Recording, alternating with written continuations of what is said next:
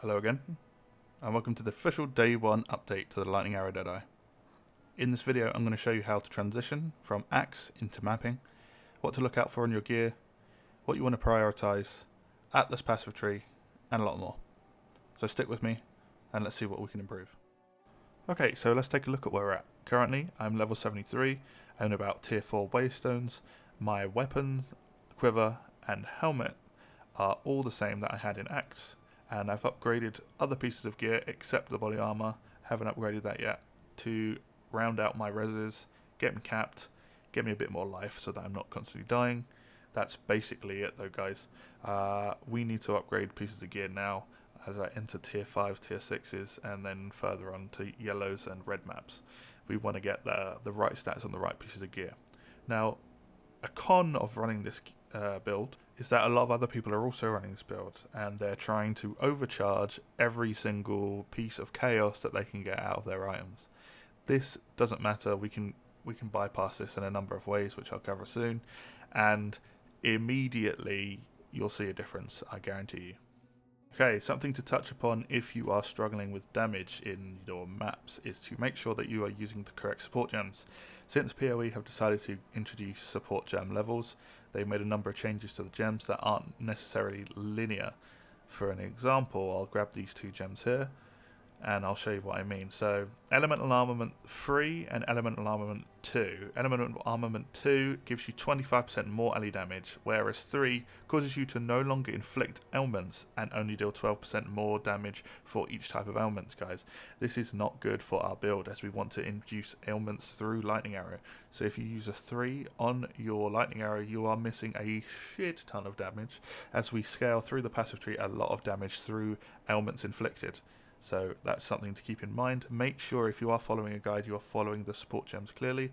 If the build creator, whoever that is, hasn't updated it, make sure to just check your gems, check your passive tree, that it is making sense. Here I'm going to touch upon some gear upgrade choices that I've been making. So here's a piece of gear that I bought for 1C.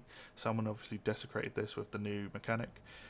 Gives a bunch of life, reses and evasion rating, which is exactly what you want for the chest, until later on where we'll probably be heading into an evasion energy shield kind of playstyle, as I believe that's probably better than deflection at the moment. Something I'll show on the screen now is the new trade search functionality. This is the in-game one.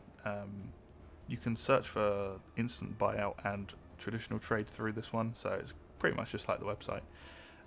I'll show you quickly how that I just searched for my body armor, which was using the count functionality with the resists and getting a decent amount of life on there.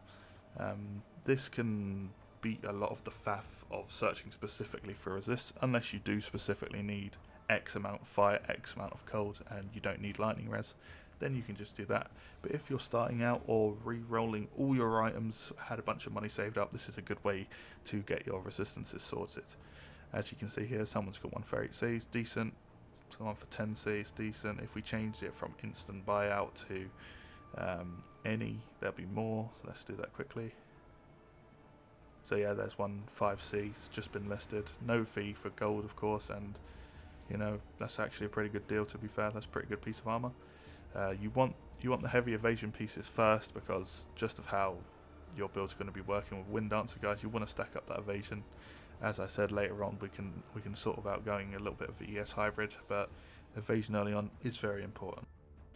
So for my Atlas skill tree, I've been branching out in a couple different directions. I'm going to grab all the waystone nodes that are over here on the right side of the tree.